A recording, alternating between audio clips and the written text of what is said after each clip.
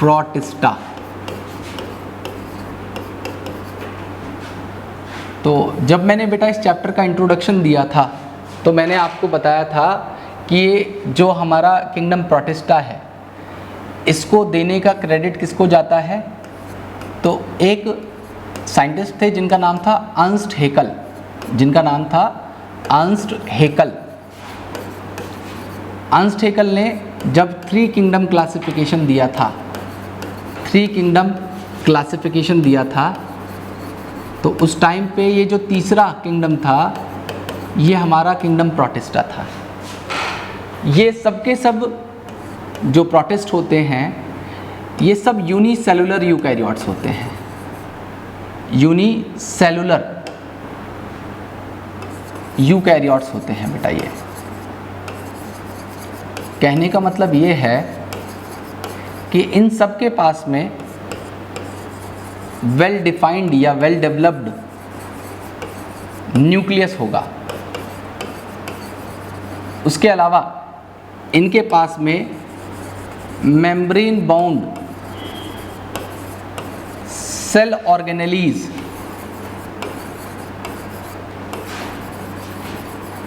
Present होती हैं और वेल डेवलप्ड न्यूक्लियस भी इनके अंदर बेटा आपको प्रेजेंट मिलेगा। अब आपकी एनसीईआरटी में एक लाइन लिखी हुई है कि जो फोटोसिंथेटिक प्रोटिस्ट हैं वो किसी एक बायोलॉजिस्ट के लिए तो वो फोटोसिंथेटिक प्रोटिस्ट हो सकता है, दूसरे बायोलॉजिस्ट के लिए वो प्लांट हो सकता है। मतलब कहने का ये है कि यहाँ पे जो प्रोटिस्ट हैं, प्रोटिस्ट को जो क्लासिफाई किया गया है इसकी जो बाउंड्रीज़ हैं वो डिफाइन नहीं की गई। मतलब इसमें आपको ऐसे भी बहुत सारे ऑर्गेनिज्म मिलेंगे जो बेसिकली अदर जो किंगडम्स हैं उनसे सिमिलैरिटी रखते हैं। मैंने क्या कहा, मैं कह रहा हूँ यहाँ पे कि basically the boundaries are not well defined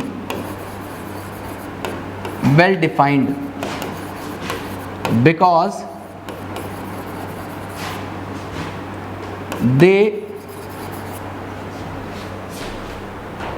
have similarity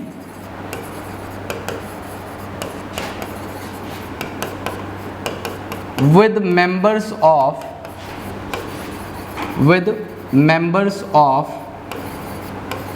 other kingdom, with members of other kingdom।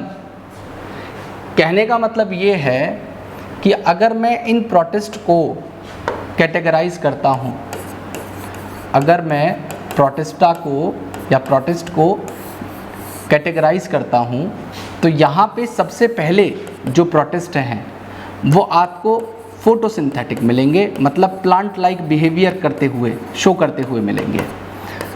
तो यहाँ पे आपको फोटोसिंथेटिक प्रोटिस्ट भी मिलेंगे, यहाँ पे आपको सेप्रोफाइट्स भी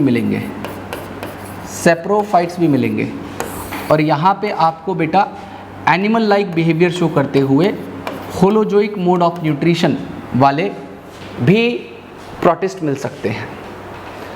अगर मैं बात करूँ फोटोसिंथेटिक प्रोटिस्ट की तो यहाँ पे आपको किसे किसे पढ़ना है, तो आपको यहाँ पे क्रीसोफाइट्स को पढ़ना है। क्रीसोफाइट्स के अलावा आपको यहाँ पे डाइनोफ्लैजिलेट्स को पढ़ना है और इसके अलावा आपको बेटा यूग्लेनॉइड्स को पढ़ना है।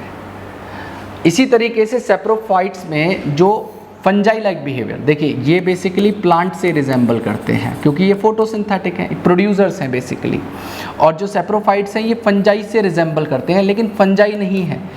ठीक है, इसके अंदर हमें पढ़ने हैं स्लाइम मोल्ड्स।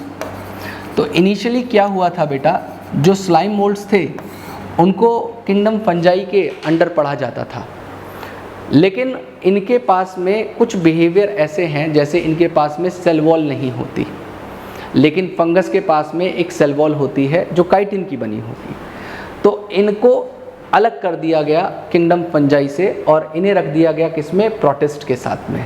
और प्रोटिस्ट में ये किस ग्रुप में आए, जो सेप्रोफाइट्स होते हैं। इसी तरीके से जो होलोजोइक मोड ऑफ न्यूट्रिशन वाले ऑर्गेनिज्म हैं ये बेटा बेसिकली रिजेंबल करेंगे आपके एनिमल्स से, ठीक है। तो यहाँ पे हम लोग पढ़ेंगे किसको, प्रोटोजोअन्स को। किसको पढ़ेंगे, प्रोटोजोअन्स को पढ़ेंगे बेटा। अब प्रोटोजोअन्स को भी फर्दर इन्होंने कैटेगराइज किया हुआ है 4 कैटेगरी में on the basis of locomotion. सबसे पहले होते हैं बेटा जिन्हें हम लोग कहते हैं सूडो, या ऐसे कह लीजिए आप इसे कह दीजिए अमीबॉइड प्रोटोजोअन, जो सूडोपोडिया की मदद से, मैं बेसिकली मोड ऑफ लोकोमोशन लिख रहा था लेकिन आप ऐसे करें, आप अमीबॉइड प्रोटोजोअन कह दें इसे। दूसरे बेटा फ्लैजिलेटेड प्रोटोजोअन्स हो गए। उसके अलावा कुछ बेटा सीलिएटेड प्रोटोजोअन्स होते हैं और कुछ बेटा स्पोरोजोअन्स कहलाते हैं जो स्पोर लाइक स्टेज शो करते हैं, उन्हें हम लोग स्पोरोजोअन्स कहते हैं, ठीक है। तो यहाँ पे मैंने क्या बोला, इनकी बाउंड्रीज वेल डिफाइंड नहीं है because they have similarities with members of other kingdom. देखिए किंगडम प्रोटिस्ट एक किंगडम है लेकिन इसमें आपको 3 अलग अलग तरीके के ऑर्गेनिज्म मिलेंगे। मतलब जो ऑर्गेनिज्म बेसिकली यूनिसेलुलर यूकैरियोट है, बस उसको यहाँ पे किंगडम प्रोटिस्टा के अंदर रख दिया गया। मतलब यहाँ पे ना तो ध्यान दिया गया मोड ऑफ न्यूट्रिशन का, जो कि देना चाहिए था। क्यों? क्योंकि यहाँ पे आप देखें तो आप ऑटोट्रॉप्स के साथ में हेटेरोट्रॉप्स को कैसे रख सकते हैं। तो इसीलिए जो प्रोटिस्ट है यहाँ पे थोड़ी सी हिट्रोजीनियस ग्रुपिंग टाइप की हो रखी है, ठीक है। अलग अलग तरीके के जो ऑर्गेनिज्म हैं उनको एक साथ रख दिया गया है, तो ये इसकी थोड़ी सी डिमेरिट है। बाकी अब हम एक काम करेंगे, हम इन सब को पहले फोटोसिंथेटिक प्रोटिस्ट को पढ़ेंगे, इनके डिटेल्स पढ़ेंगे, क्रिसोफाइट्स के, डायनोफ्लैजिलेट्स के, यूग्लेनॉइड के, और इसी तरीके से बेटा हम लोग सेप्रोफाइट्स में जो स्लाइम मोल्ड्स हैं उसकी डिटेल की बात करेंगे कि उसमें हमें क्या क्या डिटेल पढ़नी है। और लेटर ऑन फिर हम इसी तरीके से प्रोटोजोन्स की बात करेंगे और उन्हें जो सब कैटेगराइज किया गया है उन कैटेगरीज की भी हम फीचर्स देखेंगे। तो मैं शुरुआत कर रहा हूँ यहाँ पे सबसे पहले फोटोसिंथेटिक प्रोटिस्ट से। I am starting with photosynthetic protist बेटा। तो मैं यहाँ पे शुरुआत कर रहा हूँ फोटोसिंथेटिक प्रोटिस्ट से, और इसमें जो सबसे पहली चीज़ हमें पढ़नी है वो है बेटा आपके क्रिसोफाइट्स। क्रिसोफाइट्स, क्रिसोफाइट्स,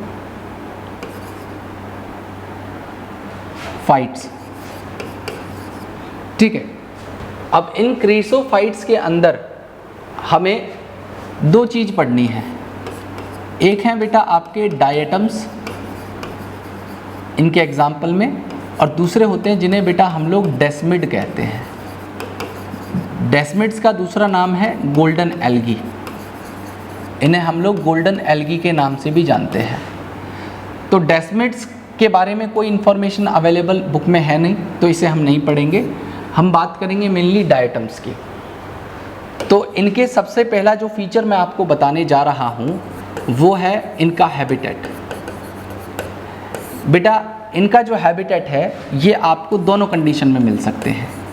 ये आपको या तो फ्रेश वाटर में मिलेंगे या आपको मरीन कंडीशन में मिल सकते हैं। दूसरी इनका फीचर ये है बेटा कि इनका मोड ऑफ न्यूट्रिशन क्या है।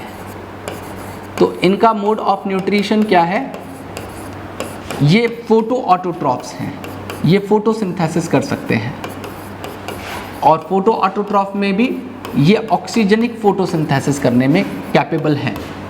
ये ऑक्सीजनिक फोटोसिंथेसिस मतलब वो फोटोसिंथेसिस जहाँ पे ऑक्सीजन को लिबरेट किया जाए तो उसे ये कर सकते हैं, और इसी वजह से इन्हें हम लोग क्या कहते हैं बेटा, these are chief producers in ocean. ये ओशियंस के अंदर सबसे चीफ प्रोड्यूसर्स हैं, मतलब मेनली वहाँ पे जो बायोमास सिंथेसिस कर रहा है ज़्यादा अमाउंट में, तो वो हमारे डायटम्स कर रहे हैं। इसके स्टेटमेंट के ऊपर आपको नीट में PYQ में, ठीक है, नीट के प्रीवियस ईयर क्वेश्चन में आपको इस इंफॉर्मेशन से रिलेटेड क्वेश्चन ज़रूर मिलेगा, ठीक है। अब बात कर लेते हैं कि इनके पास में पिगमेंट कौन सा होता है बेटा, इनके पास में पिगमेंट कौन सा होता है।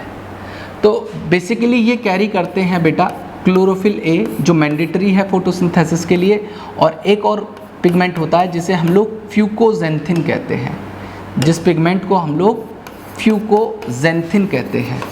ये जो फ्यूकोजेंथिन है ये बेसिकली ब्राउन कलर का होता है बेटा, ये ब्राउन कलर की अपीयरेंस देता है इनको, फ्यूकोजेंथिन। इनके पास में बेटा आपको फ्लैजिला नहीं मिलेगा, इनके पास में फ्लैजिला एब्सेंट होता है। तो जब इनके पास में फ्लैजिला नहीं है, एब्सेंट है, तो बेसिकली ये क्या कर सकते हैं, ये मूव तो खुद से नहीं कर सकते, तो ये क्या करेंगे, वाटर करंट के थ्रू फ्लो करके जाएंगे। मतलब इनके पास में खुद को मूव करवाने के लिए कोई चीज़ प्रेजेंट नहीं है। तो जैसे पानी बहता हुआ जा रहा है, उस बहते हुए पानी में जिस डायरेक्शन में वो पानी जा रहा होगा उसी के साथ ये बहते हुए चले जाएंगे। तो ऐसे ऑर्गेनिज्म जो बेटा वाटर करंट की वजह से मूव करते हों, जो बहते हुए पानी के साथ चले जाते हों, उन्हें हम लोग प्लैंकटॉन्स कहते हैं, ठीक है। तो बेसिकली ये क्या होते हैं, ये मूव कैसे करेंगे, तो ये मूव करेंगे विद वाटर करंट बेटा, ये वाटर करंट के साथ में मूव कर जाते हैं। तो इन्हें हम लोग क्या कह देते हैं, इन्हें हम प्लैंकटॉन कह देते हैं, इसी वजह से इन्हें हम प्लैंकटॉन्स कह देते हैं बेटा। उसके अलावा इनके और फीचर्स की बात की जाए तो और क्या फीचर्स हो सकते हैं इनके बेटा। नेक्स्ट फीचर है कि ये अपने फूड को किस फॉर्म में स्टोरेज करेंगे, ठीक है। इनका जो स्टोर्ड फूड है वो किस फॉर्म में होता है, तो ये कंपाउंड होता है बेटा जिसे हम लोग ल्यूकोसिन कहते हैं। तो ये ल्यूकोसिन की फॉर्म में अपने फूड को स्टोर्ड करके रखते हैं बेटा, ठीक है। उसके अलावा अब बात कर लेते हैं इनके स्ट्रक्चर की। तो स्ट्रक्चर में सबसे पहली चीज़ मैं आपको बताता हूँ कि इनके जो सेल वॉल है, वो सेल वॉल बेसिकली दो चीज़ों से मिलके बनी होती है। सबसे पहली चीज़ यहाँ पे जो उसे बनाएगी वो है सेलुलोज, और सेलुलोज के साथ में जुड़ा होता है सिलिका, ठीक है, सिलिका। अब ये जो सिलिका है जो इस सेलुलोज के साथ मिला हुआ था या जुड़ा हुआ था, ये बेसिकली इसको कोई एंजाइम डाइजेस्ट नहीं कर सकता। It can not be digested by any enzyme, ठीक है, can not be digested by any enzyme. तो जो चीज़ किसी एंजाइम से या किसी चीज़ से डाइजेस्ट ना हो सकती हो, वो बेसिकली क्या है, कभी भी ब्रेक डाउन नहीं होगी। तो इसकी वजह से इनकी जो सेल वॉल है या इनकी जो आउटर कवरिंग है वो बेसिकली इंडिस्ट्रक्टेबल हो जाता है, इंडिस्ट्रक्टेबल हो जाता है।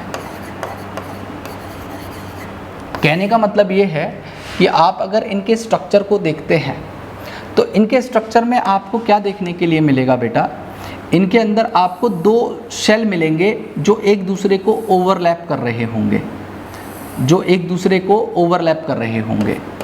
ऊपर वाले को बेटा हम लोग एपिथीका कह देते हैं और नीचे वाले को हम हाइपोथीका कहते हैं, नीचे वाले को हम हाइपोथीका कहते हैं, ठीक है। या आप इन दोनों को ही एक और नाम दे सकते हो, इन्हें आप फ्रस्ट्यूल्स कह सकते हो, ठीक है, ये फ्रस्ट्यूल्स होते हैं। तो ये जो फ्रस्ट्यूल्स होते हैं ये एक दूसरे के साथ में क्या करते हैं, ये ओवरलैप कर देते हैं। ये थिन ओवरलैपिंग शेल्स होते हैं, और ये जो थिन ओवरलैपिंग शेल्स हैं बेटा, ये किस तरीके से अपीयर होते हैं, ये इस तरीके से एक दूसरे के ऊपर फिट हो जाते हैं। ये थिन ओवरलैपिंग शेल्स क्या करते हैं, एक दूसरे के ऊपर इस तरीके से फिट हो जाते हैं कि वो ऐसे अपीयर होते हैं जैसे एक सोप केस होता है, they resemble like a soap case बेटा, ठीक है। तो इसमें ये जो एपिथीका है ये ऊपर वाले शेल को हम लोग नाम दे देते हैं, और नीचे वाले सेल को बेटा हम लोग हाइपोथीका नाम दे देते हैं। और जो इनके अंदर डायटम्स हैं वो इन दोनों सेल्स के बीच में छिपा हुआ है, ठीक है, इनको प्रोटेक्ट करके रख रहा है। और मैंने आपको बताया कि इनकी जो सेल वॉल है, जो ये चारों तरफ से फ्रस्ट्यूल्स को बना रही है, ये जो है ये बेसिकली किसकी बनी हुई है, ये बनी हुई है सेलुलोज की, और दूसरी चीज़ इसके साथ में क्या लगा हुआ है, सिलिका लगा हुआ है। तो सिलिका को कोई चीज़ डाइजेस्ट नहीं कर सकती, तो इस वजह से ये क्या हो जाते हैं, ये इनडिस्ट्रक्टेबल बन जाते हैं, ये कभी भी ख़त्म नहीं हो सकते या डाइजेस्ट नहीं हो सकते। तो इस वजह से ये क्या करते हैं बेटा, ये जब इनकी डेथ हो जाती है तो डेथ होने के बाद में ये सेटल हो जाते हैं एट द ओशन फ्लोर। ये ओशन फ्लोर पे क्या हो जाते हैं, ये सेटल हो जाते हैं और वहाँ पे बड़े बड़े हीप्स या बड़े बड़े पाइल्स बना लेते हैं, मतलब बड़े लार्ज अमाउंट में मिलियंस ऑफ ईयर से ये मरते आ रहे हैं और वहाँ पे जमा होते जा रहे हैं, तो वहाँ पे ये इकट्ठे हो गए इनके शेल्स, ठीक है। तो they basically after their death they basically settle at ocean floor, ठीक है बेटा, ओशन फ्लोर पे ये सेटल हो जाते हैं, ठीक है। और ये फॉर्म करते हैं डायएटोमेशियस अर्थ को, ठीक है, या आप कह सकते हो इसे हम लोग डायएटोमाइट भी कह सकते हैं, ठीक है, डायएटोमाइट भी कह सकते हैं। तो ये जो डायएटोमेशियस अर्थ है या डायएटोमाइट है, ये कैसे बना, ये जो डायटम्स थे ये ख़त्म हुए, इनकी डेथ हुई और ये नीचे सेटल हो गए, और इकट्ठे होते होते जब वहाँ पे बहुत सारे जो डायटम्स के सेल्स हैं जो इकट्ठे हो चुके हैं, वो सब मिलके इस एक बड़े से पाइल ऑफ सॉइल को बना देते हैं, सॉइल जैसा ही होता है ये, तो उसे हम लोग डायएटोमेशियस अर्थ कह देते हैं या डायएटोमाइट कह देते हैं। तो अब ये जो डायएटोमेशियस अर्थ है या डायएटोमाइट है जो इनकी शेल्स ने फॉर्म किया, इसका बेटा इम्पोर्टेंस है। देखिए ये बेसिकली ग्रिटी नेचर का होता है, ये ग्रिटी नेचर का होता है। अब ग्रिटी कैसे समझेंगे आप लोगों ने देखा होगा एक सैंड पेपर नाम की चीज़ होती है, तो सैंड पेपर से हम लोग अगर आयरन को जो है उसके ऊपर उसको रब करें तो वो क्या करता है, उसके ऊपर लस्टर या शाइन ले आता है। तो सैंड पेपर जिसे हम लोग हिंदी में रेगमाल कहते हैं, उससे हम क्या कर सकते हैं, किसी भी चीज़ को रगड़ के पॉलिश कर सकते हैं। तो सिमिलरली वो बेसिकली ग्रिटी नेचर का है, इसी तरीके से ये भी ग्रिटी नेचर का है। तो हम इसकी मदद से क्या कर सकते हैं, हम लोग किसी भी मेटल की पॉलिशिंग कर सकते हैं, हम मेटल्स की पॉलिशिंग कर सकते हैं, ठीक है। इवन इनको यूज़ किया जा सकता है बेटा टूथपेस्ट बनाने के लिए। उसके अलावा ये जो डायटोमेशियस अर्थ है ये इनर्ट नेचर की होती है, मतलब ये रिएक्ट नहीं करती किसी के साथ, तो इसीलिए हम लोग बेटा इसे ऑयल फिल्ट्रेशन में यूज़ कर सकते हैं, या हम इसे बेसिकली सिरप मेकिंग में या फिल्ट्रेशन करने के लिए यूज़ कर सकते हैं। और भी इनके बेटा बहुत सारे इम्पोर्टेंस हैं कि हम लोग इनकी मदद से जो रेफ्रिजरेटर होते हैं या एयर कंडीशनर्स होते हैं उनके चारों तरफ जो इंसुलेटिंग कवर होते हैं उन्हें बनाने में इनका यूज़ किया जा सकता है, ठीक है। तो ये हमारी डायएटोमेशियस अर्थ थी जो बनाई किसने, इन शेल्स ने। कब, जब इन डायटम्स की डेथ हो गई और वहाँ पे जब इकट्ठे हो गए तो ये क्या कहलाएंगे, डायएटोमेशियस अर्थ कहलाएंगे बेटा, ठीक है। या जो ये डायटम्स होते हैं, इन डायटम्स में रिप्रोडक्शन किस तरीके से होगा या ये डिवाइड किस तरीके से करेंगे, तो बेटा ये सिंपली बाइनरी फिशन करते हैं। क्या करेंगे, ये बाइनरी फिशन करके अपने आप को डिवाइड करते हैं। अब इनमें बाइनरी फिशन किस तरीके से होगा, जैसे सपोज़ मैंने आपको दो बताए थे, फ्रस्ट्यूल्स बताए थे, जिसमें एक एपिथीका था और नीचे वाला हाइपोथीका था। तो यहाँ पे ये डिवाइड कैसे करेगा, देखिए जो ऊपर वाला एपिथीका है वो अलग हो जाएगा और नीचे वाला जो हाइपोथीका है वो यहाँ पे अलग हो गया। तो इस एपिथीका के लिए नया हाइपोथीका यहाँ पे नीचे आ जाएगा और इस हाइपोथीका के लिए ऊपर फिर से एक एपिथीका आ जाएगा।